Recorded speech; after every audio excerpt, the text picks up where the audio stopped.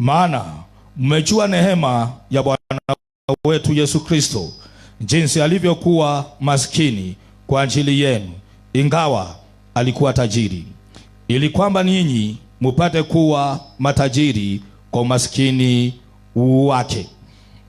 Tumekuwa kujifundisha ya kwamba Yesu Kristo anatiisha maadui zake na kuwaweka chini ya miguu yake. Tumekuwa tukiangalia ya kwamba hawa maadui ambao tunasema ni maadui wa Yesu, si maadui wa Yesu hasa, ila ni maadui wetu sisi. Bwana asifiwe. Ni maadui zetu, na maadui zetu ni maadui wa Yesu. Tulikuwa tunaangalia wale maadui wa Yesu, na tumekuwa tukizungumzia adui mmoja wa Yesu ambaye anaitwa umaskini na ufukara. Nitakuwa naelezea umaskini na ufukara. Umaskini na ufukara ni adui wa Yesu Kristo. Chochote ambacho Yesu Kristo alienda peleka pale msalabani akakishinda, kilikuwa ni adui wa Yesu. Kwa hivyo umaskini ni adui wa Yesu Kristo, na kama ni adui wa Yesu Kristo, ni adui wa Yesu Kristo kwa ajili yetu, na Kristo Yesu anauweka chini ya miguu yake. Biblia inasema ya basi na tujue neema hii iliyokuwa naye Yesu Kristo. Neema gani hii, Pastor Morris? Ambayo Yesu Kristo alikuwa tajiri, lakini akakuwa masikini, na kusudi la Yesu kuwa masikini ni ili sisi tuwe matajiri.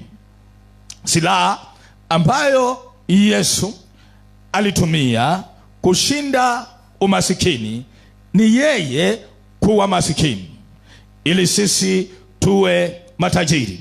Na nikasema asubuhi nitarundia, tunaposherekea Krismasi, tunasherekea kuzaliwa kwake Yesu mwana wa Mungu. Tunapoenda kula mbuzi, tunapoenda kula nyama, tunapoenda kula kuku, tunapoenda kula kidheri, chochote tutaenda kusherekea, isipokuwa usinywe pombe, usinywe mvinyo, usilewe katika jina la Yesu Kristo, na usitende dhambi Krismasi hii kwa kusherekea Krismasi katika jina la Yesu Kristo. Tunaposherekea kuzaliwa kwa Yesu, tulikuwa tunasema hivi, tunapojua hii neema, Yesu Kristo alizaliwa namna gani? Hata kama alizaliwa mfalme, Yesu Kristo alizaliwa kwa njia ya kimasikini. Kitu cha kwanza, alizaliwa katika hori ya ng'ombe, hori ya manipori, hori, haleluya, katika hori ya ng'ombe. Ina macha, Bwana asifiwe.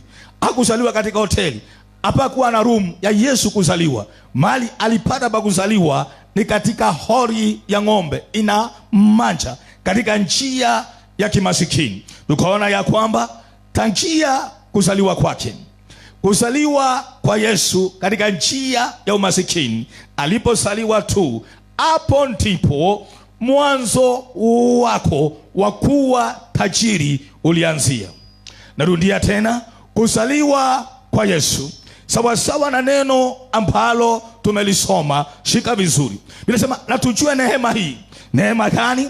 Alikuwa tajiri, lakini akakataa utajiri, akaamua kuwa masikini ili sisi tuwe matajiri. Na kuzaliwa kwake, alizaliwa katika njia ya kimasikini. Hakuzaliwa kwa room, hakuzaliwa kwa hospitali, hakuzaliwa kwa hoteli, katika hori ya ng'ombe, mahali ng'ombe na kondoo walikuwa wanakulia, njia ya kimasikini. Akafanyika maskini tangia kuzaliwa kwake. Kwa hivyo safari yako na safari yangu ya kuwa matajiri ilianzia siku ile ambayo Kristo Yesu alizaliwa. Maana pale alipozaliwa, alizaliwa katika umasikini, aliingia katika umasikini. Safari yetu ya kuwa matajiri inaanzia na Krismasi katika jina la Yesu Kristo.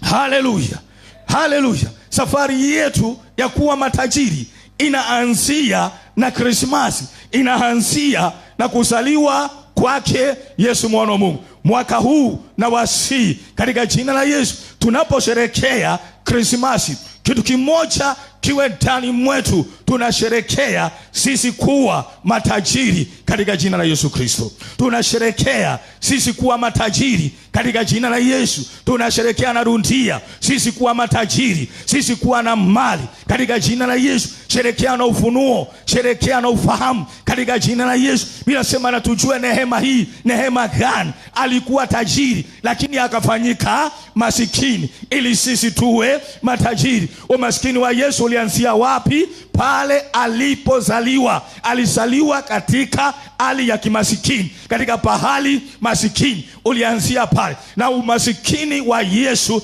ndio utajiri wetu katika jina la Yesu Kristo. Kwa hivyo Krismasi ni mlango wa sisi kuwa matajiri, ni mlango wa sisi kuwa na mali. Kwa hivyo tunaposherehekea Krismasi, ndani ya moyo wako ambia Yesu ni asante, ni asante, haleluya, ni asante. Maana hapo ndipo safari ya kuwa matajiri ilianzia katika jina la Yesu Kristo. Safari ya kuwa matajiri ilianzia na kuzaliwa kwake Kristo Yesu. Kwa hivyo tunaposherehekea Krismasi, inastahili tukumbushe jambo moja katika jina la Yesu. Hatustahili kuwa masikini. Kanisa alistahili kuwa masikini. Wateule hawastahili kuwa masikini katika jina la Yesu. Unaposherekea unaambia umasikini, wewe umasikini si sehemu yangu, wewe ufukara si sehemu yangu. Maana imeandikwa tujue neema. Neema gani?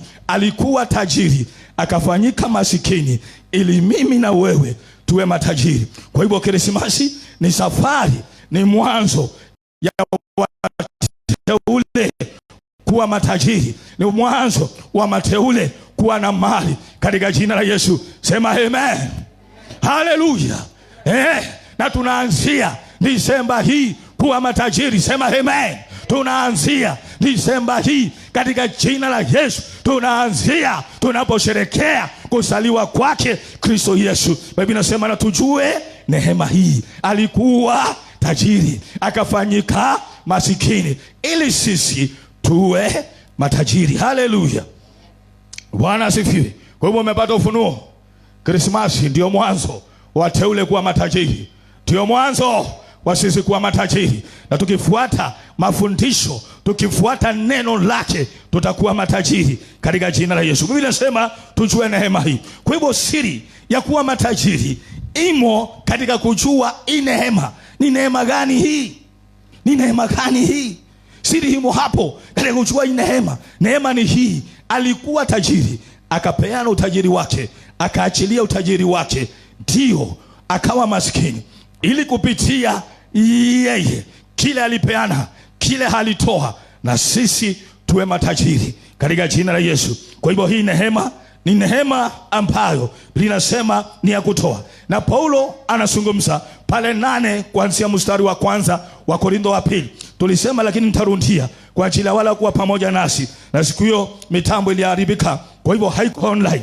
Ndio Paulo anaambia wa Korintho, na wasi na nyinyi wa Korintho muwe na hii neema ambayo ina makanisa ya Macedonia. Ukisoma wa Korintho wa pili sura ya 8, hii neema ina makanisa ya Macedonia. Haleluya. Anawaambia nyinyi wa Korintho muna usemi, muna imani, muna upendo, muna elimu, muna kila kitu, lakini anawaambia hili muwe matajiri, hii neema ifanye kazi ndani mwenu.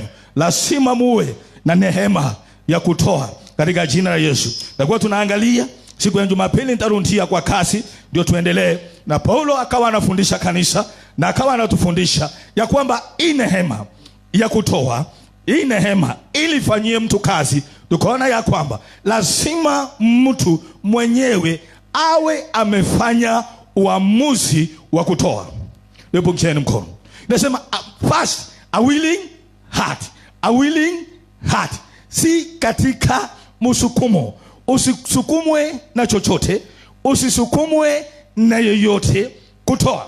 Maana utakapo sukumwa na aidha na nabii, utakapo sukumwa na mchungaji, utakapo sukumwa na challenge wa miradi, Bwana asifiwe, na utoe kwa kusukumwa hautabarikiwa, maana haijatoka kutoka ndani ya moyo wako. Biblia inasema it is a willing heart. It is a willing heart. Alafu kitu kingine tukaona Biblia inasema ni kulingana na kile ambacho Mungu amekupatia. Ni kulingana na kile ambacho Mungu amekupatia, si kile ambacho hauna, katika jina la Yesu. Haleluya. Njoo, haleluya.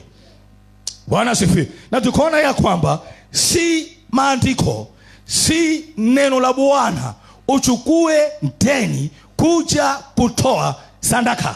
Narudia tena, si maandiko, si neno la Bwana katika jina la Yesu kuchukua deni kufuliza kwa ajili ya sadaka. Si neno la Bwana. Biblia inasema ni kile Mungu amekupatia.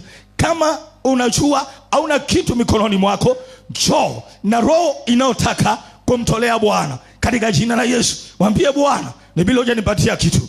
Ukinipatia kitu nitakutolea. Usifulize, usiombe deni. Na jambo lingine, usikatae kuja kwa ibada kwa sababu hauna sadaka. Haleluya. Umesikia? Tuangalie haya mambo katika Biblia. Usikose ibada kwa sababu hauna sadaka. Haleluya. Taangalia kitu hapa katika Biblia, lakini nitataja. Mungu anaambia nyumba ya Israeli, anawauliza, je, mulisikia mimi na kulanga nyama ya ng'ombe? Mulisikia mimi na kunywanga damu? Haleluya. Haleluya. Mungu anawaambia, kama ningalikuwa na njaa, basi vyote vilivyo mwituni ni vyangu. Ningeenda huko nichukue kondoo, ningeenda huko nichukue mbuzi, ninjilize. Kwa hivyo Mungu anawaambia, sina haja na hizo sadaka zenu. Kama ningalikuwa na njaa, basi mimi Mungu ningalienda kule mwituni, tutaangalia hayo. Nasema nini? Haleluya. Usikose ibada kwa sababu huna sadaka. Usikose ibada kwa sababu huna sadaka katika jina la Yesu Kristo. Nitawaambia sadaka ni muhimu gani katika maisha yako katika jina la Yesu. Haleluya. Usikope deni, usichopope deni kuja kutoa sadaka. Haleluya. Watu wanasema usiingie nyumba ya Mungu mikono mitupu. Hapana, katika jina la Yesu Kristo. Njoo hata kama ni mikono mtupu, njoo kwa ibada katika jina la Yesu. Haleluya. Biblia inasema kwa kuwa Mungu anapenda anayetoa kwa moyo mkunjufu, cheerfully, a cheerful giver, anayetoa kwa Bwana. Biblia inasema ni kulingana na kile ambacho ulicho nacho, kulingana na kile ambacho Mungu amekupatia katika jina la Yesu Kristo. Biblia inasema si katika msukumo, si katika chochote. Kwa hivyo usisukumwe. Ukisukumwa umepoteza. Haleluya. Ni uamuzi. Haleluya. Nilikuwa naambia wa asubuhi, kuna wahubiri sijui sitasema ni neema ama nini, ama wamejifundisha, wao ulenga sana kutoa. Wanakuja mnasisimuka. Hiyo Sunday mnatoa mpaka mnatoa viatu. Kino wanatoa mpaka nguo, wanaenda. Wanatoa Sunday 2, Sunday 3, wanafifia. Hiyo ni msisimuko. Hiyo ni msisimuko. Mtu aliyefanya uamuzi wa kutoa, si wa Sunday 1, si wa Sunday 2. Ni mtu aliyefanya uamuzi. Kitu ambacho mtu amefanya uamuzi, si msisimuko au kufi na Sunday 1 wala Sunday 2. Hapana, ni uamuzi. Mungu anataka utoe uliamua mwenyewe. Haleluya. Bwana asifiwe. Kwa hivyo mhubiri akija hapa aseme njawacha kulala. Mhubiri haja hapa aseme wa 50,000 hapa, aseme wa 20,000 hapa. Wanapenda Apostle Kimani, wanamfuatilia. Siku moja mhubiri alienda kanisani kwake, akasema wa 100,000 hapa, wa nini hapa. Apostle akasimama, akamwambia, sikia, masomo yameishia hapo. Masomo yameishia hapo, waenda.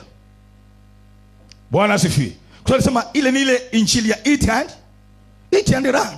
Unasisimua watu, wanatoa, lakini wabarikiwi. Mungu anakataa mambo kama hayo. Ni uamuzi. Fundishwa neno, fanya uamuzi kutokana na mafundisho uliyopokea. Kwa Biblia inasema ya kwamba ni moyo mkunjufu. Kuna mambo ambayo tuangalie kwa mbio. Uwezi tolea Bwana kwa moyo mkunjufu pasipo kujua unatolea nani. Kwanza lazima ujue unatolea nani. Na kitu cha pili, lazima ujue kwa nini natoa. Natolea nani na natoa kwa nini. Na mimi nitawaambia ukweli. Na hiyo ndio ukweli wa mambo. 95% ya Wakristo hawajui wanatolea nani na wanatoa kwa nini. Na mimi nitawaambia ukweli, katika makanisa yetu tunatimisha tamaduni ya dini. Tulipata sadaka zikitolewa na sisi tunatoa sadaka. Tunatimisha tamaduni ya dini. Hatutoi kutokana na ufahamu na hatutoi kutokana na ufunuo, wala hatutoi hatuoni matunda ya matoleo yetu. Nashukuru hatujakaa hapa muda mrefu, ni mwaka wa 3.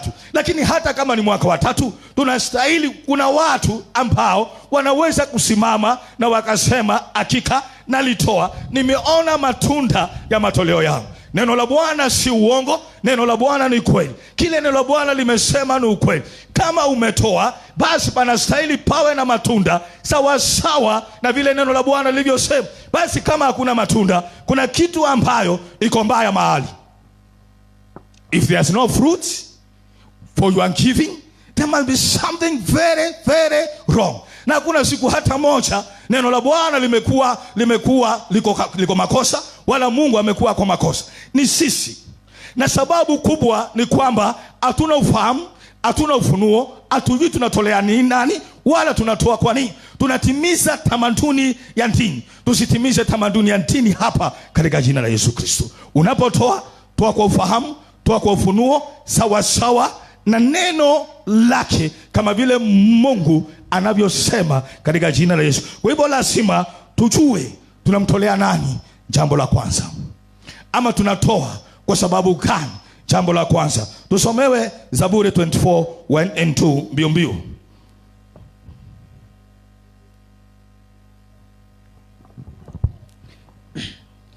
The earth is the Lord's, all its fullness, the world and those who dwell therein. For he has founded it upon the seas and established it upon the waters. Amen. Tunatolea nani? Ni nani huyu tunayemtolea? Ni huyu anayesema mbingu, dunia na vyote vikavyo ndani ni mali yangu. Dunia ni mali yake, vyote vikavyo ndani ni mali yake. Anasema katika kitabu ya Hagai 2:8, dhahabu na fedha ni zake. Lazima tujue tunayemtolea ndiye ambaye anamiliki kile kitu. Asisasoma hapo, hata kama nitasoma. Mungu anaambia nyumba ya Israeli, sikieni nyumba ya Israeli, kama ningalikuwa na njaa singewaambia nyinyi. Kama ningekuwa na mahitaji njao, kama Mungu angalikuwa na mahitaji angekwambia wewe. Anaambia nyumba ya Israeli, sikieni, kama ningalikuwa na mahitaji singewaambia nyinyi. Kama ningalikuwa na njaa singewaambia nyinyi. Anawaambia kwa sababu gani? Wanyama wa mwituni ni wangu. Anawaambia hata ndege na wajua kwa majina yao. Sisi wanasayansi hawajui wandega kwa majina yao wote. Kila siku wanafumbua wanyama, wanasema tumefumbua. Hawajamaliza kufumbua, lakini Mungu anasema naye ajua kwa majina yao. Wanyama wa baharini anajua kwa majina yao. Anaambia nyumba ya Israeli, kama mimi Mungu ningalikuwa na njaa, basi singewaambia hao ni wajua kwa majina yao. Ningalienda nikachukua mmoja nikakula. Haleluya. Ningehitaji fedha, singewaambia dhahabu na fedha ni zangu. Anajua mahali zimo, angeenda huko akachukua. Bwana asifiwe. Haleluya. Kwa hivyo vyote vijasavyo dunia ni mali yake. Sisi ni mali yake. Kila kitu ni mali yake. Lazima tutambue vyote tulivyo navyo, vyote tunahitaji ni mali ya Bwana na yako mikononi mwake katika jina la Yesu Kristo. Jambo lingine tunastahili tujue, naenda kwa kasi, ni uwezo wa Bwana. Waebrania 11:19. Waebrania 11:19. Tunazungumzia kuseta adui wa umasikini chini ya miguu yetu. Waebrania 11:19 tusomewe. Waebrania 11:19.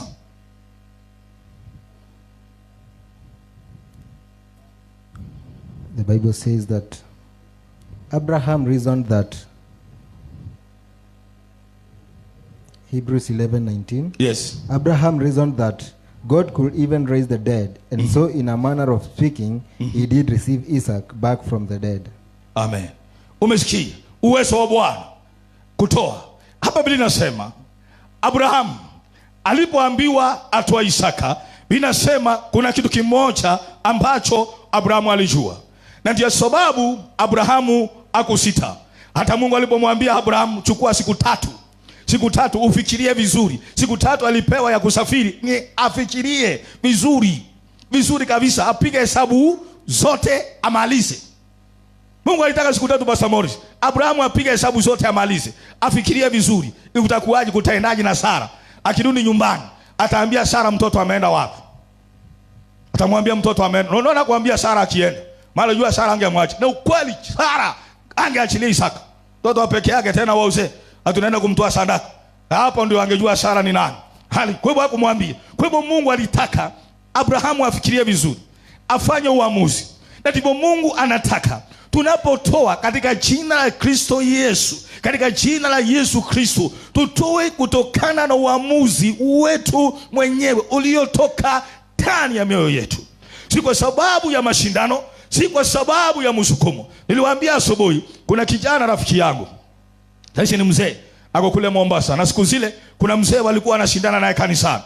Wanashindana tu mashindano ya kijinga. Haleluya. Sasa kulikuwa na matoleo. Akatuambia, nitaangalia huyu mzee. Sila atatoa, mimi nitatoa ndabu. Haleluya. Sila atatoa, mimi nitatoa. Yule mzee akatoa 8,000, yeye akatoa 16. Huko hakuna baraka. Katika jina la Yesu. Maana hayo ni mashindano. Katika jina la Yesu hakuna baraka. Haleluya. Kuna rafiki yangu ni kijana, atanisamee. Nilikuwa nimempea pesa kufanya shughuli fulani hapa. Sasa nikamuuliza, shughuli ulifanya? Akaniambia hapana, pesa ilienda wapi? Mimi niliona vijana wakijiandikisha, nikaona mimi nisiachwe nyuma. Haina baraka. Haleluya. Ya wengine kujiandikisha na wewe unaona usiachwe nyuma, haina baraka. Hiyo umetoa kwa sababu wengine wanatoa. Haleluya. Bwana asifiwe. Naona mimi nilikataa hapa. Hata tutakapokuwa maelfu, hakuna kupitisha kama kanaitwaje kale. Hakuna kupitisha huku, kila mtu anapitishiwa weka. Hakuna. Amuka na miguu yako wewe mwenyewe, enda mahali pa kutolea sadaka, toa. Maana sengine kanaletwa ni msukumo. Unafanya hivi, kile kinatoka kitoke. Niliwaambia mahali mzee alikuwa na 1,200 kwa mfuko simeshikana. Sasa alikuwa anataka kutoa 200. Sasa akufanya hivi 1,000 ikatoka. Ibada ilipoisha akaangalia, akaona 1,000 ilienda, akafuata Turesha akamwambia, unajua ilitoka vibaya. Sasa sijui kama aliregeshewa, hakuregeshewa, sijui ilienda wapi. Haistahili hivyo katika jina la Yesu. Haleluya. Bwana asifiwe. Kwa hivyo Abrahamu alijua ya kwamba Mungu ana uwezo wa kufufua nani? Isaka. Ana uwezo wa kuregesha nani? Isaka. Sasa mimi nakuuliza wewe, je, unajua Mungu ana uwezo kiasi gani? Mungu ana uwezo wa kukubariki. Mungu ana uwezo wa kukuregeshea kile ambacho umetoa. Hatujui. Naona hatuzingatii tunatoa nini. Haleluya. Unaingiza mkono, ile noti inatoka kama ni 50, hiyo ndio unatoa. Fanya uamuzi kutoka nyumbani mwako ya kwamba leo naenda kumtolea Bwana. Tutaangalia sababu za kutoa. Haleluya. Naenda kwa kasi kwa sababu ya muda. Kwa hivyo jua Mungu ndio mwenye kila kitu, na kitu cha pili, jua uwezo wa Bwana. Sasa Mungu anaambia nyumba ya Israeli, kama ningalikuwa na njaa, singewaambia nyinyi. Ningeenda msituni mimi, nikachukua ng'ombe, ningeenda nikachukua fahari. Kwa nini basi anasema tutoe? Na anasema kama ningalikuwa na njaa, anaambia nyumba ya Israeli, sitakuja kwa zizi lenu kuchukua fahari zenu. Mimi si. Anamwambia sitateta na nyinyi kwa sababu sadaka zenu. Haleluya. Basi kwa nini basi anasema tutoe katika jina la Yesu? Haleluya. Nataka sasa hapa uwe makini sana katika jina la Yesu Kristo. Kuanzia sasa kuwa makini, usikize ili uweze kutoa kwa ufahamu, uweze kuweka umasikini chini ya miguu yako katika jina la Yesu Kristo. Zaburi 50, nitasoma mstari wa 12 mpaka 14 nitasoma. Sasa nianzie wapi? Wacha nianzie 9. Sitatoa ng'ombe katika nyumba yako, wala beberu katika mazizi yako, maana kila hayawani ni wangu, na makundi juu ya milima 1,000. Na wajua ndege wote wa mlima kwa majina yao, na wanyama wote wa mashamba ni wangu. Kama ningalikuwa na njaa, singekuambia wewe, maana ulimwengu ni wangu, na vyote vijazavyo ulimwengu ni mali yangu. 13. Je, nile nyama ya fahari au ninywe damu ya mbuzi? 14. Mtolee Bwana dhabihu za kushukuru, mtimizie aliye juu nadhiri zako. Kwa nini Mungu anasema tumtolee? Haleluya. Anasema kutoa ni ishara ya shukurani. Narudia tena, kutoa, Pastor Morris, ni ishara ya shukurani. Usidanganywe na mtu.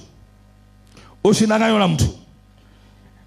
Mtu aliye na shukurani za dhati lazima atatoa. Hata kama hana kitu cha kutoa, atatoa machozi yake. Tuliangalia asubuhi katika Biblia, mama aliyetoa machozi yake akasafisha miguu ya Yesu, na Yesu akasema ametoa kama shukurani. Yesu alijua hayo machozi ni sadaka ya shukurani. Tulisoma asubuhi. Haleluya. Sitarundia usabu ya masaa. Yesu alijua hayo machozi ni kwa sababu ya shukurani. Shukurani gani? Amesamehewa dhambi. Kwa hivyo kutoa na kushukuru vinaandamana pamoja. Haleluya. Vinaandamana pamoja. Kama Mungu anasema sababu anahitaji kutoka kwa Israeli ni shukurani. Waonyeshe shukurani kwa Mungu kwa kile amewatendea katika jina la Yesu. Haleluya. Kwa hivyo hata wewe sadaka zako siwe kwanza ni shukurani kwa Mungu. Haleluya. Mungu ahitaji hiyo pesa yako, na kuambia ukweli. Haleluya. Unaniangalia vibaya. Mungu hahitaji pesa yako. Umesikia? Narundia, Mungu hahitaji hiyo pesa yako. Bila kutoa atabaki Mungu. Ukitoa atabaki Mungu. Nilikuwa nasikiza mhubiri mmoja jana na kanifurahisha, nipungieni mkono. Lakini naomba katika jina la Yesu hilo jambo lisiwe hapa. Sema lisiwe hapa. Nitawaambia ni jambo gani. Anasema siku moja alikuwa na kanisa na watu wengi. Wengi kweli. Lakini ibada kisha, na nikisema hivi usinikasirikie, wanaopanga mlolongo Pastor Morris wasaidiwe na mchungaji ni wengi sana. Sadaka zikihesabiwa, zile mahitaji watu wako nazo asitoshi. Na anasema anapea sinaisha, wengine anawaambia ndeni muje Jumapili. Na anasema akaomba siku moja. Na anasema ikawa siku moja hata ya kuwapea hana. Hata kuwapea, kauliza Mungu nini hii? Anasema wakiwa anatoka, kuna mfanyi biashara mkubwa katika huo mji akaja akaambia watu nataka kumuona mchungaji. Watu wakamwambia baada imeisha. Akamwambia sikieni, nawaambia nataka kuona mchungaji. Amchui na mtafutia nini? Nataka kumuona. Bwana sifu. Akaleta funjo. Sasa kabinti wamwambie kuna mtu aje okoka hapa, anasumbua hapa, anataka kukuona. Mchungaji akamwambia na neno, Yesu alikuja kwa wale wasiokoka. Mwambieni aingie. Akaingia mahali pale. Na mchungaji alikuwa anamjua. Bwana sifu. Alikuwa anamjua, maana mfanyabiashara mashuhuri katika ule mji alikuwa anajulikana. Na mchungaji akamuuliza, "Wataka nikuombee nini?" Akamwambia, "Hapana. Mimi sija kuja kuomba. Mimi nimekuja kushukuru Mungu." Nimekuja. Akamwambia, "Mimi nimekuja kushukuru Mungu." Akamuuliza, "Kwani Mungu amekufanyia nini ndio uje ushukuru?" Akamwambia, "Sikia mchungaji. Usafikiri kanisa yake ilikuwa mahali kama hapa. Anasikianga mhubiri akihubiri na haendi kanisa." Akamwambia, "Tangu huje uanze kuhubiri, biashara yangu ilikuwa ndogo. Sasa hivi umeona bila imekuwa." Akamwambia, "Unajua kwa nini imekuwa? Kwa sababu ya mafundisho yako." Kamuuliza, "Mafundisho gani?" "Yale unafundishanga." Anamwambia, "Ukisema kitu mimi naenda nafanya. Ukisema kitu naenda nafanya." Kamwambia, "Mahali imefika, nimesema hapana. Nimesikia ndani ya moyo wangu nije nishukuru Mungu. Na hizi ndio sadaka zangu za shukrani." Anasema alimpatia pesa nzito. Akahesabu. Mchungaji akatumana. Akasema, "Wale wenye mahitaji wajaenda mbali, Warundi." Nawaambia ukweli, Warundi. Watu wamekuwa kanisani miaka 3, miaka 4, Warundi. Wasaidiwe na pesa imetokana na mtu ambaye haendi kanisani, ila anasikiza mahubiri na anatenda kile ambacho mchungaji anasema. Anasema akawaita, akawahesabia wote mahitaji yao. Mtu mmoja akasimamia. Mtu mmoja chairman aende kanisani, lakini mcha Mungu, anasikiza neno la Bwana, anatenda neno la Bwana. Mahitaji ya walokole wasiosikia. Haleluya. Waliochawa Roho Mtakatifu peke yake. Si vibaya kuchawa Roho Mtakatifu. Si vibaya kabisa, ni vizuri. Lakini sikieni, unaweza kuwa na upako, hata ukisema pepo inaenda, lakini huwezi jinunulia kiatu. Mimi nawaambia ukweli, mnaniangaliaje? Mimi nawaambia, unaweza kuwa na upako, ukisema pepo inaenda kuenda, lakini viatu zimeraruka. Kwa sababu hatujajua hii neema iliyokuwa na Yesu Kristo.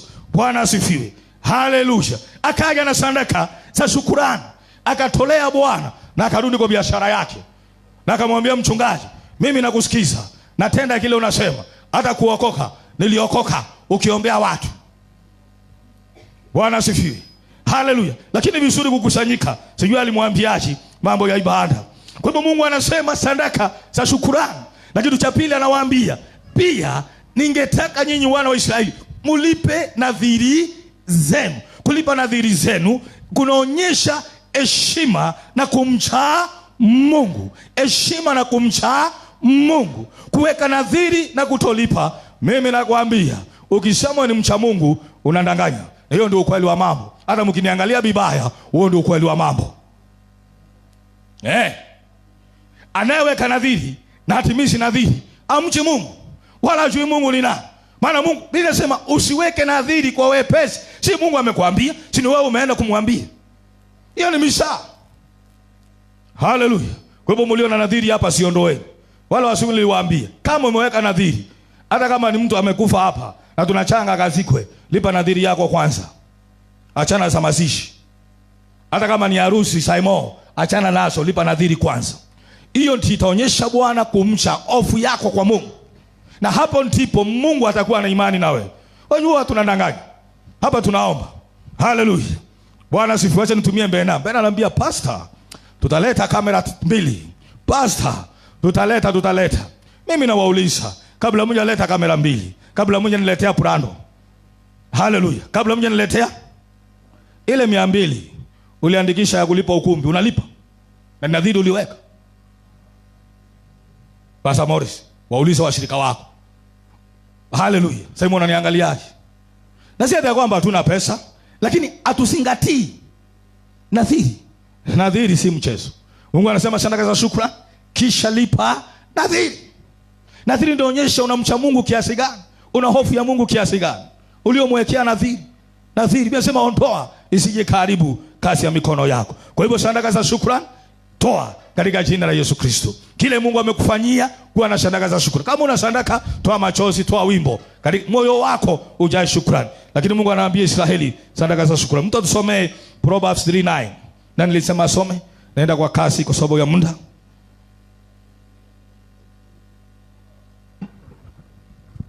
Proverbs chapter 3 verse 9. Honor the Lord with your possessions and with the first fruit of all your increase. Alafu hiyo nyingine inafuata. So your barns will be filled with plenty and your fans will overflow with new wine. Amen. Kuna kitu nimesahau hapo.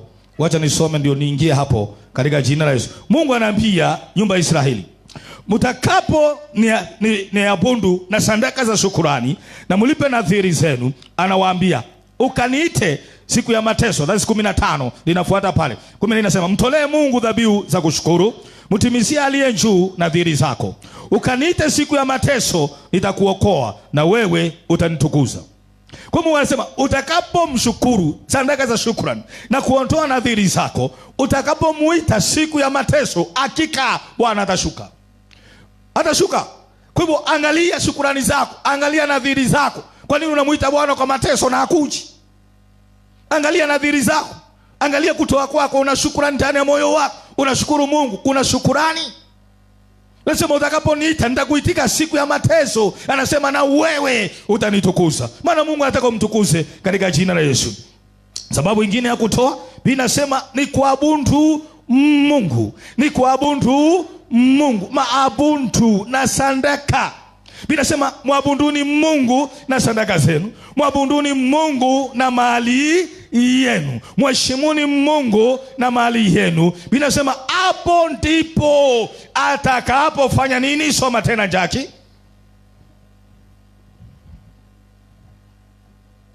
Soma basi, atafanya nini? Verse 10. So your barns will be filled with plenty and your fans will overflow with new wine.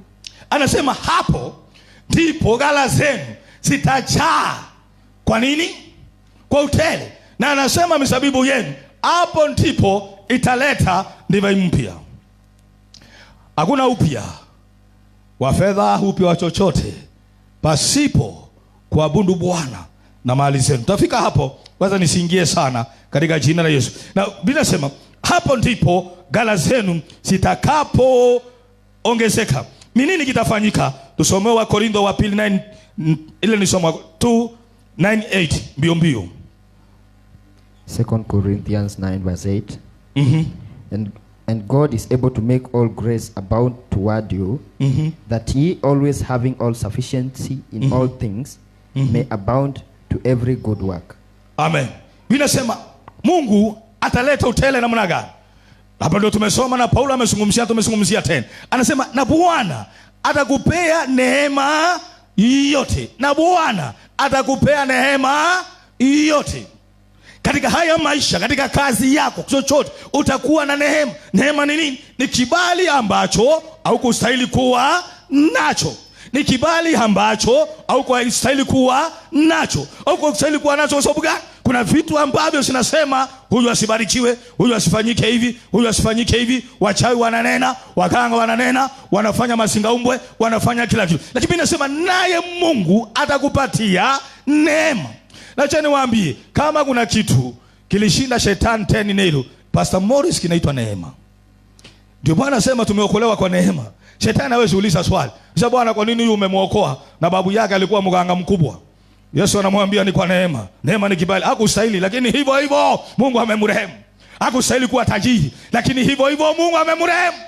Anasema na rehemu nilimrehemu katika jina la Yesu Kristo. Wewe kwa katika hesabu za watu au stahili kuwa tajiri. Kule kusimuni mababu na mababa walikutoa wakasema, acha niwaambie, mimi usikia mambo mengi. Na mimi Pastor Morris huona mambo mengi. Kuna mama alikuja hapa, tulikuwa na mbena. Akaja maombi. Na alipokuja maombi, shinda ilikuwa ni umasikini. Maskini umewakula ile mbaya. Na tulipokuwa tunaomba, lile pepo likasema, hii ni kwa sababu mama yake alipoenda kupewa uchawi ili awe na nguvu ashindane na wenzake, aliambiwa hapa si buri, lazima bandilishane. Lazima kwa jamii yake. Akaambiwa mambo ni mawili, aidha mtoto mmoja hafe ama hao watoto wasiwe kitu. Wawe maskini. Akaona kufa hapana. Akaamua wawe maskini. Akasema nimewapeana wawe maskini. Akapewa nguvu za uchawi. Familia ikawa maskini. Waliokuwa na kazi wakafutwa. Waliokuwa na biashara zikaanguka. Na waambie ukweli, waliokuwa na pesa zikaisha. Kumbe ni mama yao na amekuja hapa. Bwana asifiwe. Tukaomba. Lakini nisikie, hata kama babu aliwatoa, nimepatana na wengi ambao walitolewa na mababu. Hata kama mama aliwatoa, akasema nyinyi muwe bure, yeye haendelee. Nilikutana mwingine ametoa vijana, amesema vijana wasifaulu ila wasichana wao wanafaulu, yeye hapewe nguvu za uchawi. Hata kama imefanyika hivyo, lakini umetii neno la Bwana. Binasema na neema inayozungumza kinyume na kile walitenda itaanguka juu ya maisha yako katika jina la Yesu Kristo. Hata kama ndugu zako hawafanikiwi, hata kama ni maagano yaliyofanywa ili uwe maskini, hata kama ni nini kilifanywa ili uendelee katika umaskini, utakuwa tajiri kwa neema ya Bwana katika jina la Yesu. Biblia inasema Bwana atakupea neema, kibali ambacho hukustahili. Biblia inasema utakuwa na utele katika jina la Yesu Kristo. Utele, neema ya utele. Mimi nawaambia, na yeye unawaambia. Haya, tafika hapo, wacha nisingie. Kumbukumbu la Torati 8:18. Kumbukumbu la Torati 8:18, tusomewe kwa mbio. The Bible says, But thou shalt remember the Lord thy God, for it is he that giveth the power to get wealth, that he may establish his covenant which he sware unto thy fathers as it is this day. Amen. Ninasema sikieni na mjue hivi, ni Bwana anayewapatia uweza wa kutengeza utajiri. Nitakuwa nawaelezea hili dakika zinazokuja. Mimi nawaambia tena na narundia tena, kama mna masikio musikie. Pasipo neema ya Bwana, pasipo uwezo wa Bwana hapa duniani, hauwezi ukawa tajiri na njia ya Mungu. Nitawaambia ni kwa nini. Au wezi, mimi nawaambia akili. Haya. Sawa sawa. Nimepatana na wengi ambao wana akili yenyewe na wana kitu. Kuna maprofesa wanafundisha university hawana kitu. Kuna madaktari hawana kitu. Si hata kwamba hawana akili. Nitawaambia sababu gani. Tusomewe kitabu cha Isaya. Yule aliambia asome Isaya, atusomee Isaya 48:17.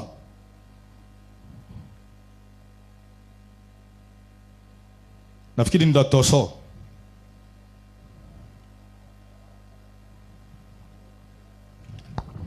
The Bible says, Isaiah 48 and verse number 17, this is what the Lord, your Redeemer, the Holy One of Israel says, I am the Lord your God, who teaches you to profit, who leads you into the ways you should go.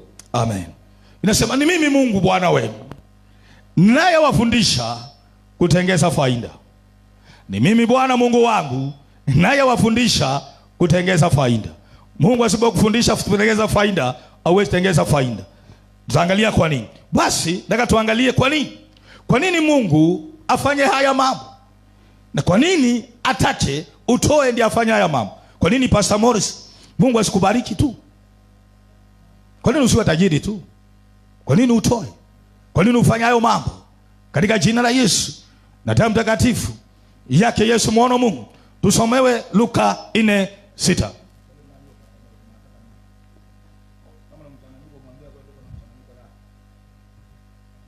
Luka 4:6. Niliambia asome Luka 4:6 na njibu hilo swali. Ni nani? Ama ni Pastor Morris na Menda? Haya, mwingine tusome basi Luka 4:6. Wila na kipaza sauti tusome Luka 4:6.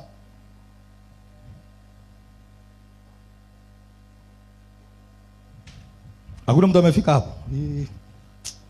Haya, wacha nisome mimi kwa sababu ya muda. Luka 4. Nimefika pastor. Tusome basi. And the devil said to him, all this authority I will give you, and your glory, for this has been delivered to me, and I give it to whomever I wish. Ebu soma mstari ulio juu. 5. Then the devil, taking him up on a hill, showed him all the kingdoms of the world in a moment of time. And the devil said to him, sasa inaendelea, all this authority I will give you and your glory, for this has been delivered to me, and I give it to whomever I wish. Luka 4:7. Wacha nisome kwa Kiswahili. Nisome kwa Kiswahili. Luka 4:7 tasoma kwa Kiswahili.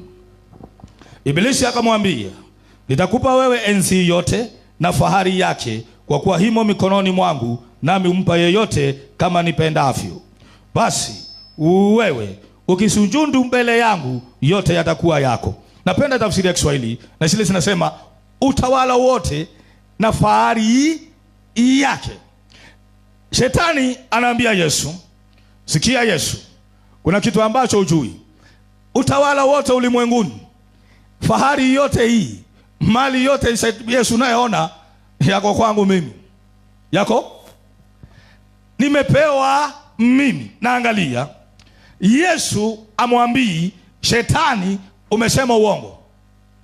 Maana kama shetani alikuwa anadanganya, Yesu angemwambia. Maana vitu vile, kuna mambo pale Yesu alikuwa anamkomesha pale kwa pale. Naambia imeandikwa usijaribu Bwana Mungu wako, imeandikwa mwanadamu ataishi kwa mikate peke yake, imeandikwa msujudu Mungu peke yake. Lakini hapa Yesu hakumjibu kitu. Alipomwambia, unaona Yesu, hizi vitu yote, unaona imali yote, unaona ifahari yote ni yangu, imekabidhiwa mimi, na mimi umpa yule nitakaye. Mimi umpa yule nitakaye. Yesu hakumwambia hapana. Lakini shetani akaongezea jambo lingine, akamwambia nasipeani bure. Nasipeani, imekabidhiwa kwangu, umpa yule nitakaye. Na akamwambia sipeani bure. Ninaopea ni wale ambao wanaonisujudu, ni wale ambao wanaoniabudu. Akamwambia, kwa hivyo Yesu, ukitaka nikupee bila napea wengine, wewe ina dakika moja unisujudu, hizi zote mahali haya ufalme zitakuwa ni zako. Yesu akamwambia imeandikwa, usimchudu mwingine Mungu peke yake. Wacha nawaambia ukweli, mali ya ulimwengu huu na fahari yake iko mikononi mwa shetani. Hiyo ni ukweli wa mambo. Si ati ya kwamba Mungu alipea shetani. Mungu hakupea shetani. Mungu alipea mwanadamu atawale na atiishe ulimwengu, na vyote vilivyo ulimwenguni vikapewa mwanadamu. Lakini shetani kwa ila na uchanja wake, ili mwanadamu amwabudu, akapokonya mwanadamu, ikawa mikononi mwake. Kusudi la shetani ni hili mwanadamu amuinamie, amwabudu. Na mimi nawaambia ukweli, muamini msiamini, katika haya maisha, na kuambia ukweli, katika haya maisha ni vile watu hawasemi mambo yao. Lakini kama watu Pastor Morris wangetaka kusema mambo yao, Mungu alijua ukweli. Katika dunia hii uwezi fanikiwa uwe na mali ya kweli. Haleluya. Mali, umesikia mali? Mali na uwezo pasipo either umemwabudu Mungu ama umemwabudu shetani. Hiyo ni ukweli wa mambo. Mimi nakwambia ukweli, uamini usiamini, huo ni ukweli wa mambo. Haleluya.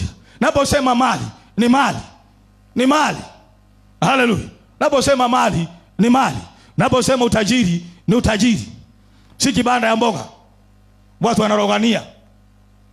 Si kibanda ya mboga watu wanarogania. Si kibanda ya tomato. Hapana. Si tu vitu tu vya tubanda ambapo watu wanaendeana. Si hizi vitu watu wanaendea kama tena irisi. Haleluya. Na mimi naambia ukweli. Naambia watu wa irisi, naambia watu wa kamote. Na kile nasema ni ukweli. Waende wajiangalie, waone ni ukweli wa mambo. Mtu anakuwa na irisi, mtu anakuwa na kamote. Lakini ukiangalia maisha yake, ni yale miaka nenda, miaka rudi. Na waambia ukweli, watu wa kamote, na kama ulikuwa kamote, angalia. Na watu wa irisi, na uganga. Maisha ni yale. Mimi nawaambia, manteni ni yale. Wamekumbwa na manteni, wamekumbwa na shinda. Maisha ni yale, miaka nenda, miaka rudi. Wanakuwa watumwa wa ibilisi. Wanaofanikiwa na kuwa na mali hapa duniani ni wale ambao wanaoabudu. Ndio Mungu anasema, na muniabudu. Anasema nini? Na muniabudu na mali yenu, na muniabudu na vitu zenu. Anasema hapo ndipo ghala zenu zitakuwa na utele. Mkitoa kwa moyo mkunjufu, hapo ndipo Bwana anasema, hapo ndipo nitawapa neema ya kila aina, ili muwe na riziki za kila aina. Hapo ndipo nitawapa uwezo wa kufanyika matajiri. Hapo ndipo nitafundisha mikono yenu kutengeza faida. Kwa nini Mungu akupe uwezo? Kwa nini Mungu akupe neema? Kwa nini Mungu afundishe mikono yako? Ni kwa sababu mali ya hapa duniani, utajiri wa hapa duniani, sawa na neno la Bwana, unatawaliwa na shetani. Hata mkiniangalia vibaya, huo ndio ukweli wa mambo. Utajiri wa hapa duniani, utawala wa hapa duniani unatawaliwa na shetani. Kile kinasaidia ni kwamba Mungu ni mwenye nguvu, Mungu ni mwenye uwezo kuliko shetani. Akitaka anobaru Satan. Haleluya. Ni Yesu Kristo. Ni Yesu Kristo. Kama si Yesu Kristo, hakuna Mkristo, hakuna mwana wa Mungu angekuwa na chochote hapa duniani. Na usifikirie shetani anataka uwe na kitu hapa duniani. Kama unafikiria hivyo, unajidanganya sana. Katika biashara, hakuna biashara itakayopigwa kama biashara ya Mkristo. Hakuna haintia Pastor Morris itakayopigwa na kuzimu kama haintia ya Mkristo. Vitu ya Mkristo, chochote ambacho ni cha Mkristo ndio kinalengwa na shetani na wachawi na kila kitu. Shetani anaelekeza kila kitu chake mahali pale, kwa sababu Ibilisi kusudi lake ni habundiwe. Hataki Mungu habundiwe. Katika jina la Yesu lazima tusimame katika neno la Bwana. Nisikieni wa Kristo, kufaulu hapa duniani, kuwa na mali, kuwa na uwezo, lazima usimame katika neno la Bwana kikamilifu katika jina la Yesu Kristo. Umesikia? Hata mkiniangalia vibaya, mimi nitawaambia ukweli katika jina la Yesu. Msiponisikia, Na mimi naomba msiwe kama hilo kanisa. Kanisa nzima mahitaji yao yanasimamiwa na mfanyabiashara mmoja, hata haji kanisani. Ni aibu katika jina la Yesu Kristo. Ni aibu. Haleluya. Niliwaambia kanisa linastahili liwe na mali katika jina la Yesu. Kanisa linastahili liwe na fedha, ili kusiwe na mahitaji kanisani katika jina la Yesu Kristo. Ni aibu sana. Narudia tena, ni aibu sana kuwa na mtoto ambaye ako kanisani na asomi kwa sababu ya uniform peke yake, na kanisa nzima haiwezi kunulia mtoto uniform. Kuwe na yatima analala njaa, na kuwa na mjane analala njaa, masikini analala njaa, na amekuwa kanisani miezi 6, amwezi mkamsaidia. Na wala pia yeye hawezi akajisaidia, hata yeye ni aibu kwake. Isipokuwa Biblia inasema wajane miaka 60 kwenda juu na mayatima au wengine wafanye kazi, watoe sadaka, wafarikiwe katika jina la Yesu Kristo. Haleluya. Hakuna mmoja wetu ni hawezi kuwa tajiri. Tunaweza kuwa matajiri na tutakuwa matajiri. Sema haleluya. Tutakuwa matajiri katika jina la Yesu Kristo. Lakini lazima tujue ukweli. Kwa hivyo mali hapa duniani jaki anayetawala ni shetani. Utajiri hapa duniani anayetawala ni shetani. Isipokuwa mwana wa Mungu, kama vile Mungu anasema, ni mimi nakupatia uweza wa kutengeza utajiri, ni mimi nakupatia nehema ya kutengeza utajiri, ni mimi nafundisha mikono yako kutengeza faida. Isipokuwa Mungu akusaidie wewe unafikiri una akili kuliko shetani? Unafikiri una akili kuliko shetani? Ndio anasema yes ya Yesu, lakini si akili ya mwanadamu. Not a natural man. A natural man cannot defeat Satan. Kama natural man angeshinda Satan, hatungekuwa kwa hii shinda tuko. Andamu angeshinda ibilisi kitambo, hatungekuwa kwa hii shinda. A natural man, carnal man cannot defeat Satan. Carnal man cannot defeat Satan. Either kubaliana na shetani ama umshinde. Mambo ni mawili hapa duniani karo. Umshinde shetani ama ukubaliane naye.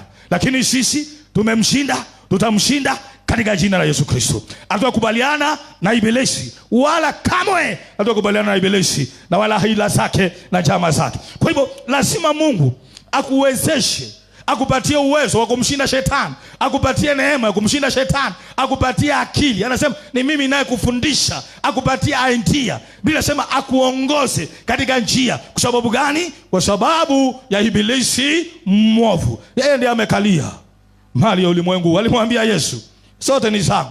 Na Yesu hakumwambia hapana. Ni ukweli. Mimi nawaambia, kuwa tajiri hapa duniani ni kwa nguvu za Mungu. Kama si nguvu za Mungu, abundu. Na wale wa matajiri, mimi nawaambia usidanganywe. Pastor Morris, mtu yeyote hasikudanganya. Usidanganywe. Matajiri wa kweli. Naposema matajiri, si yule ambaye alali kwa sababu ya mkopo. Huyo si tajiri. Haleluya. Wajua, na mzee alikuwa anasema, na ana pesa, amejenga sana mapulati, lakini anasema kuna wakati ndiye ajifundisha kutegemea Bwana. Akiwa mzee, akiwa mhubiri, anasema mchana alikuwa anaakisha taa za gari, akikimbiza gari kwa sababu amekimbizwa na mbangi, aende angalie biashara zake kama sina kitu. Anasema macho peke yake hayaoni mpaka akishe taa ndio aone vizuri, na ni mchana kwa sababu ya stress. Haleluya. Anaakisha gari mchana, taa anaakisha. Sasa huyo watu wanamuondokea njiani, maana ni hali ya hatari. Si hali ya hatari, isile mbio amepikizwa na mbangi. Tunakuja kuuza na anapiga simu, anamwambia kuna kitu. Anapitia biashara zake zote, akiokota kile kiko apeleke mbangi, aache kupigiwa simu. Huyo si tajiri. Tajiri yule asumbuki na hizi vitu. Asumbuki na chochote, asumbuki na mbele, asumbuki na chochote. Uwezi fika hapo pasipo kumwabudu Mungu ama kuinamia shetani. Na ukiinamia shetani, nawe jehanamu inakungojea. Biblia inasema haila yanayotokana na shetani yatamrundia shetani. Na kuabudu shetani lazima umtolee sadaka, tena sadaka sandamu. Naambia watu wakamutee wanisikie, waokoke waje kwa Yesu. Watu wakamutee wanisikie, waokoke waje kwa Yesu. Watu wairizi, maisha ni yale. Sasa mimi nashangaa watu. Yaani mtu akiwa msichana anauza tomato kwa kibanda, amekuwa nyanya anauza tomato kwa kibanda, na ili yale amengangania kamote, amengangania irisi, ako pale pale barabara, hata hajaingia kwa nduka, na bado ameshikilia kamote na ilisi, na utaona anachigamba. Huo ni ujinga wa mwisho. Waje kwa Yesu, waje kwa Yesu, waabudu Bwana. Abuduni Bwana mlio mahali hapa katika jina la Yesu. Hata kama unafanya hivi, niliwaambia abudu Bwana. Kile unafanya, kile Mungu amekutolea kwa moyo mkunjufu, abudu Bwana. Munda si munda, utaona Bwana atakachokifanya katika jina la Yesu Kristo. Bwana wapea ushuhuda. Acha niwaambie, nyinyi mwabuduni Bwana, atumwamini Bwana katika jina la Yesu. Kuna watu wana ni challenge sana.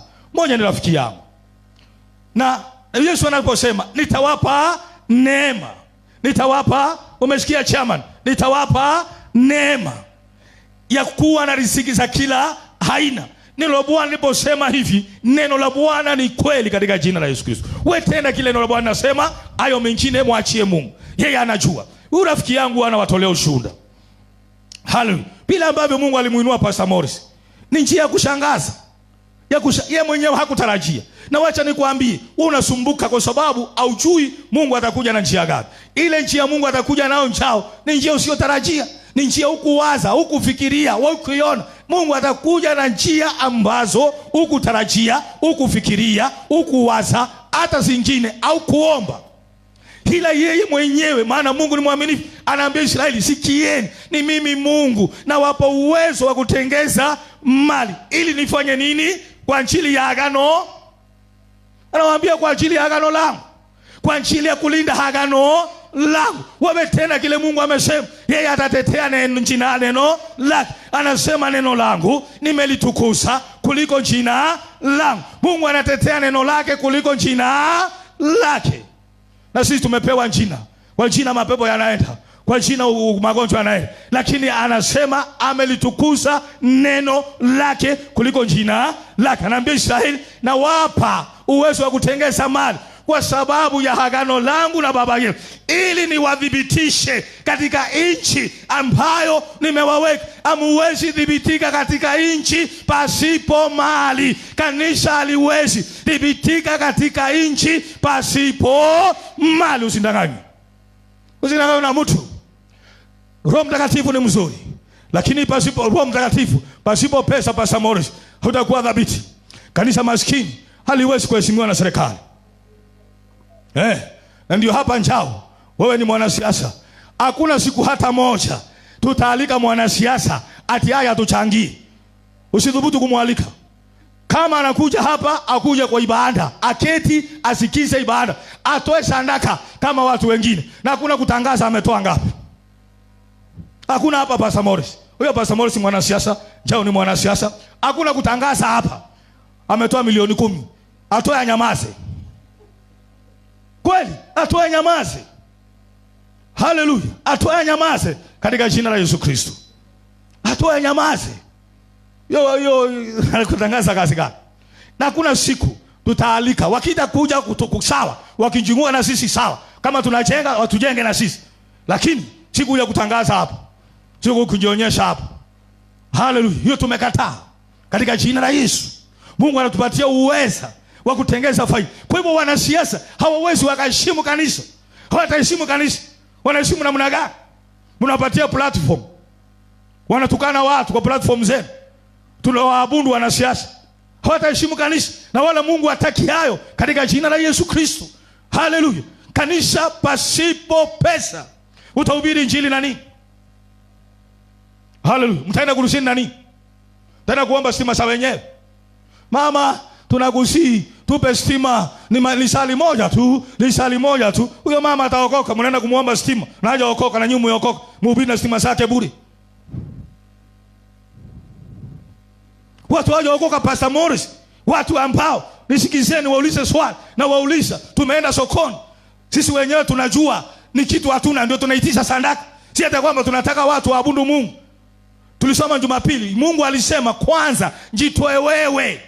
Kabla Paulo alisema walijitoa kwa Yesu Kristo mwanzo. Wao ndio walijitoa kwa Yesu, wakaokoka mwanzo, kisha wakatoa mali zao. Alafu tunaenda sokoni na kamkoba pale. Toleeni Bwana. Wale tunaambiwa watolee Bwana ni watu wanafanya biashara na kamote, ni watu wanafanya biashara na irisi. Wao wenyewe wanajua irishi na nguvu kuliko Mungu wenu. Kama Mungu wenu angekuwa na nguvu, hawangekuwa na irishi, wangekuwa na kamote, wangekuwa wanategemea huyo Mungu wenu. Tunaibisha injili. Jao. Unaenda kupelekea mchawi. Kako kaka mkoba, bariki kazi ya Bwana. Bariki saidia kazi ya Bwana. Kaka kazi ya Bwana kusendiwa na wachawi ikae. Narudia tena, kama kazi ya Bwana ni ya kusendiwa na wachawi ikae. Tufunge twende.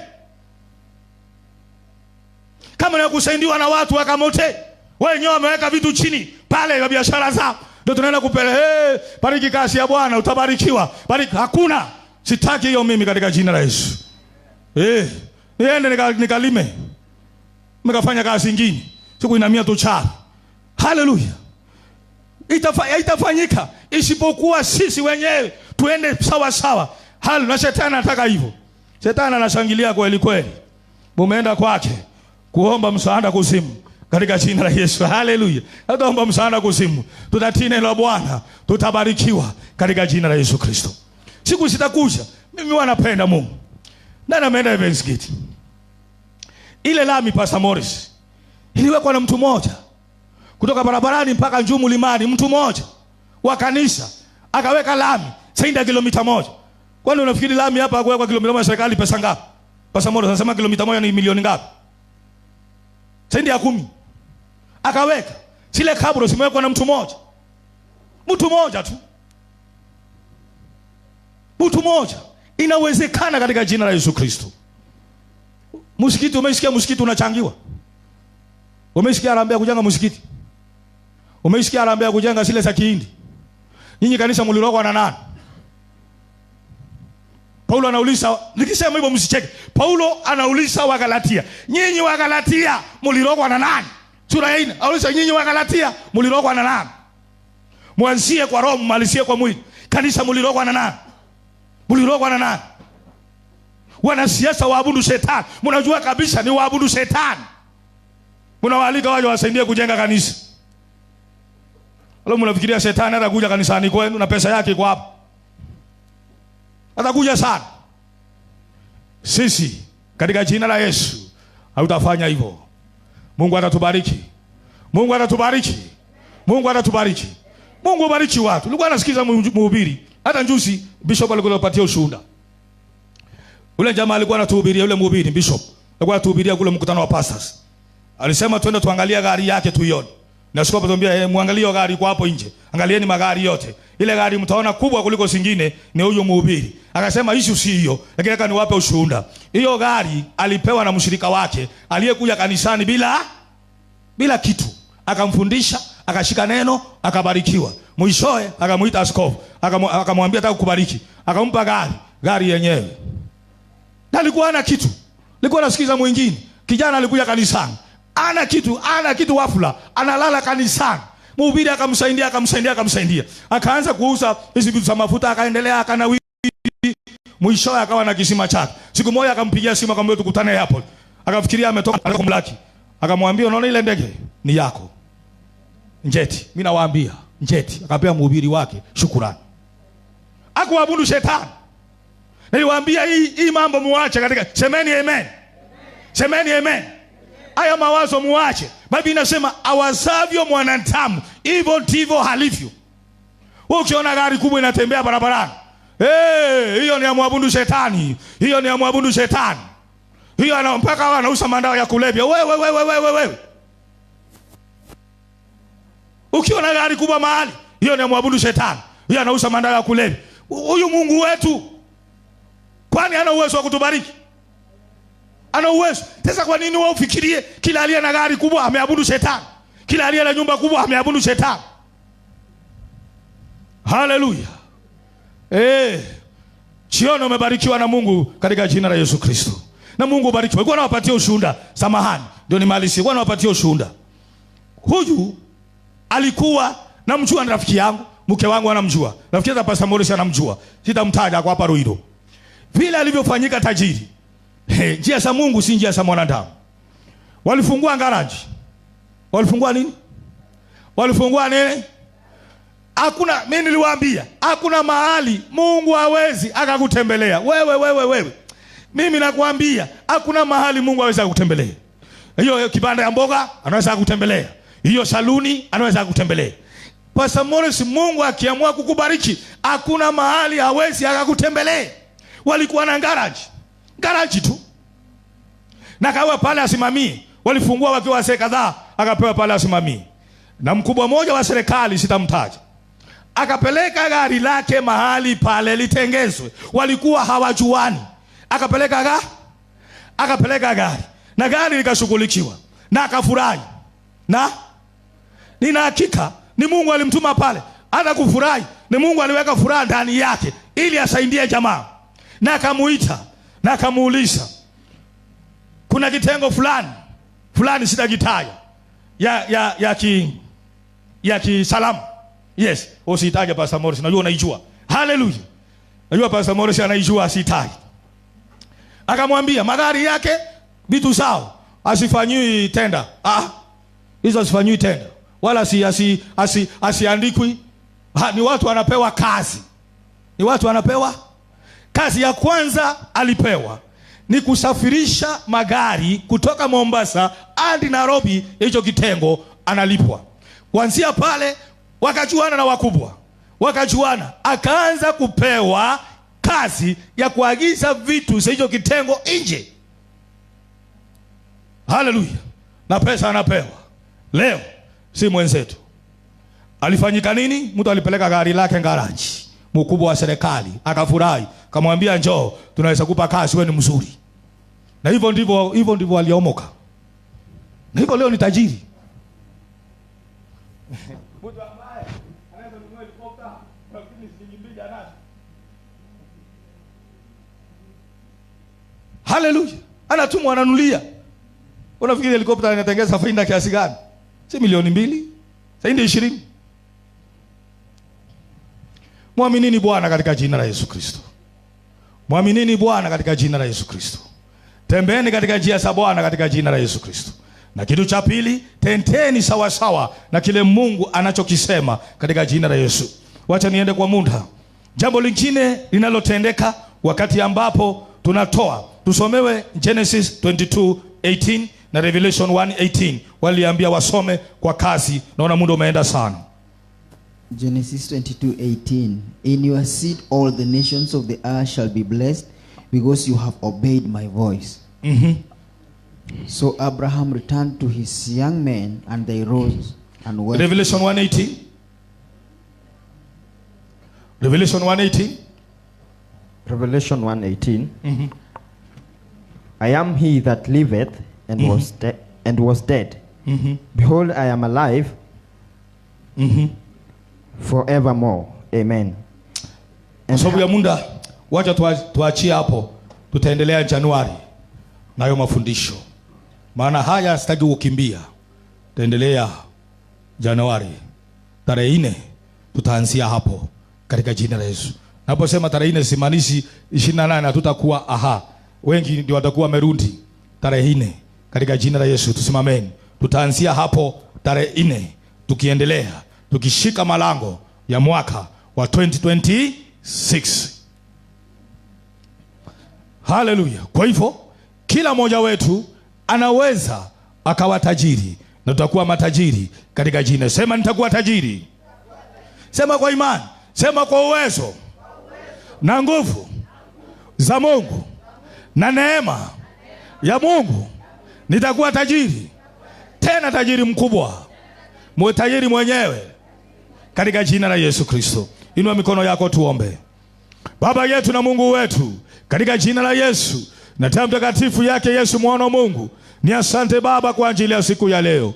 Asante Mungu wetu, asante Baba yetu, katika jina la Yesu kwa ajili ya nafasi hii, kwa ajili ya fursa hii. Asante Roho Mtakatifu kwa ajili ya mafundisho ambayo Bwana katika jina la Yesu umetuletea siku ya leo. Tusaidie Bwana katika jina la Yesu. Roho Mtakatifu wa Bwana tusaidie Bwana, tuwe na ufahamu, tuwe na ufunuo katika jina la Yesu, katika kukuabudu katika jina la Yesu. Ili Baba yetu tukuabudu Bwana katika roho na katika kweli. Tukuabudu Bwana na mali zetu katika jina la Yesu. Tukuabudu Bwana katika jina la Yesu na vitu vyetu. Tukuabudu Bwana na mioyo ambayo iliyokubali Bwana katika jina la Yesu. Tupatie ufahamu zaidi, tupatie ufunuo zaidi, hata tunapotoa tutoe kwa ufahamu, tutoe kwa ufunuo katika jina la Yesu. Na Roho Mtakatifu yake Yesu mwana wa Mungu. Baba yetu na Mungu wetu, neno lako linasema tujue neema hii.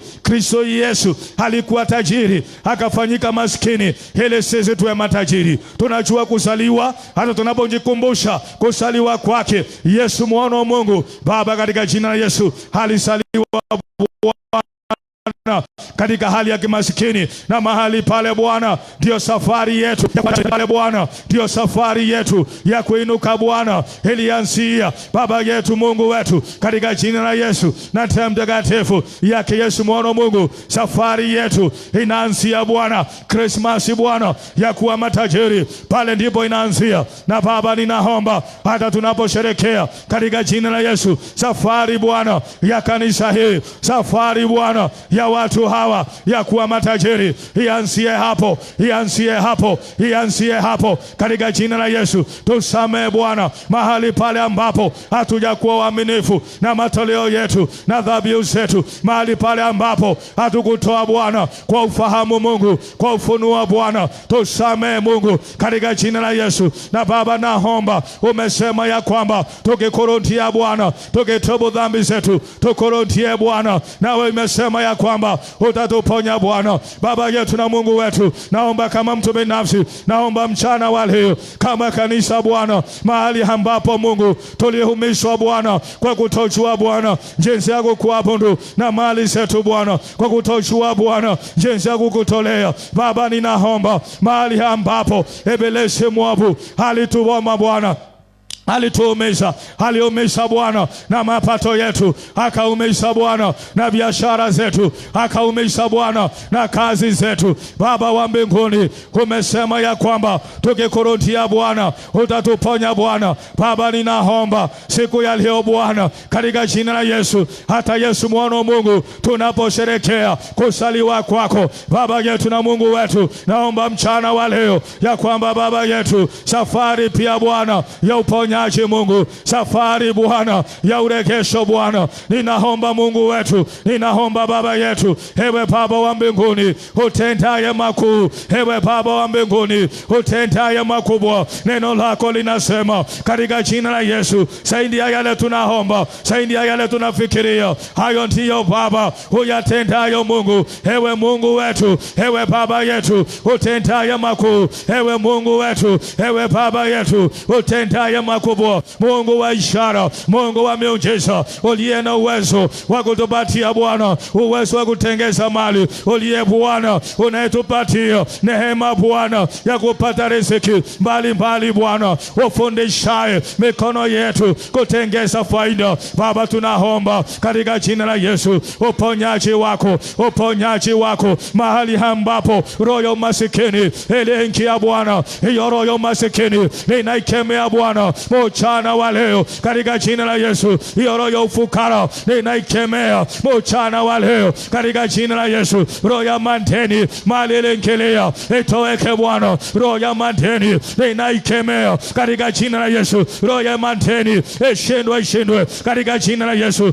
Uchawi na uganga uliofanywa Bwana kinyume Bwana na biashara zetu, kinyume na kazi zetu, kinyume na fedha zetu, Baba wa mbinguni, masingaumbwe yaliyofanywa Bwana, mabadilishano yaliyofanywa Mungu katika ulimwengu wa roho, mabadilishano yaliyofanywa Bwana kule kusimuni, cha kwetu Bwana kikachukuliwa kikaletwa Bwana cha wengine katika jina la Yesu. Baba wa mbinguni, mahali ambapo palifanywa mabadilishano cha kwetu Bwana na kirundi Mungu katika jina la Yesu, fedha zetu zirudi, fedha zetu zirudi, biashara zetu zirudi, kazi zetu zirudi, sadaka zetu zirudi, waumini wetu warudi, kila kitu ambacho kiliibiwa Bwana hata katika ndoto kilibadilishanwa hata katika ndoto, katika masinga umbo na uchawi, kiregeshwe Bwana, kiregeshwe Bwana, mchana wa leo, hata usiku wa leo Baba, iregeshwe Mungu, katika jina la Yesu. Ibo maro ya madeni, maro ya kukaukiwa, maro ya masikini, maro ya ufukara, katika jina la Yesu. Maro ya kukosa mawazo, katika jina la Yesu,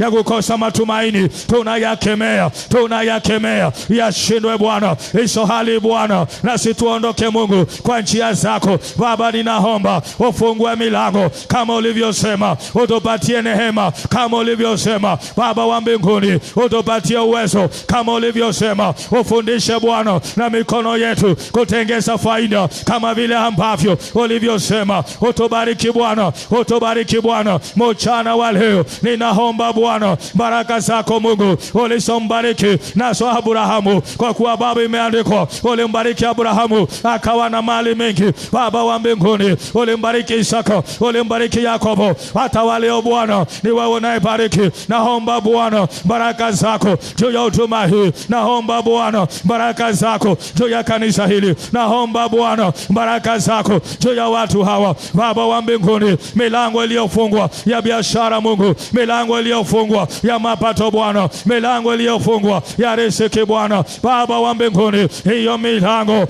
ifunguke leo, kuanzia leo ifunguke Bwana, ifunguke Bwana. Hayo mawazo ya sai matunda Baba wa mbinguni, Destiny Connector waliokimbizwa waregeshwe Mungu, waregeshwe Bwana katika jina la Yesu. Waumini Bwana waregeshwe Bwana, sadaka zetu zilizobadilishwa ziregeshwe Bwana. Tunakemea, tunateketeza sadaka za kichawi, za kiganga Bwana, kila masinga umbwe, kila kitu Bwana, ndoto za umasikini tunasipiga, vifungo vya umasikini tunavikata Baba yetu na Mungu wetu. Baraka zako, damu ya Yesu inene juu yetu, damu ya Yesu, damu ya Yesu, sadaka ya Yesu pale msalabani, katika jina la Yesu. Neno lako Bwana mutimiza agano litimie Bwana. Roho ya nyoka imeshindwa Bwana, roho ya nyoka imeshindwa, imeshindwa. Usawa wa nyoka, roho ya nyoka ileta ufukara, ileta umasikini, imeshindwa Bwana, na usawa wake na madhabahu yake na kuhani wake wameshindwa Bwana, wameshindwa Bwana. Maroho ya baharini, maroho ya kuzimu, maroho ya giza yameshindwa Bwana. Utawala wa giza kwa pamoja Mungu umeshindwa Bwana, umeshindwa Bwana, umeshindwa Bwana hata milele, katika jina la Yesu. Baba, watu wako watembee Bwana katika mbingu zilizo wazi, katika hanga iliyo wazi, katika njia zilizo wazi, katika jina la Yesu. Baba wa mbinguni, tuletee Bwana, tuletee Bwana kile tunahitaji. Fedha sije Bwana, watu waje Bwana, usaidizi wako, msaada wako, neema yako, kibali chako kuanzia leo Bwana hata milele. Uimitiwe Yesu, uimitiwe Bwana. Ni asante Mungu kwa kila moja aliye Bwana katika shimo la utelezi, aliye Bwana katika shimo la utelezi, shimo la utelezi la madeni, shimo la utelezi la kudaiwa, shimo la utelezi la umasikini, shimo la utelezi la ufukara, la kukosa Bwana, kwa mataundi Bwana, utuondoe Bwana katika hayo mashimo ya utelezi. Na Baba wa mbinguni, utusimamishe katika mwamba Bwana, na kama taundi uimarishe Bwana hatua zetu Bwana, kama watu binafsi na kama kanisa Bwana, katika jina la Yesu na damu takatifu yake Yesu mwana wa Mungu. Ni asante Bwana, ni asante Mungu. Hili neno Bwana lisae matunda mara herfu, katika jina la Yesu na damu takatifu yake Yesu mwana wa Mungu. Tumeomba na tumeamini na tuseme amen. Amen. Pigieni Bwana wetu Yesu Kristo makofi mazuri kabisa katika jina la Yesu Kristo. Bwana asifiwe. Nisema leo tumbariki Pastor Morris. Sasa watu walipotea, sijui itakuwaje. Wangapi wamekuja na hiyo sadaka? Sindanganye kama umeibeba ya kumbariki Pastor Morris. Naona ni Naomi peke yake. Tarehe 4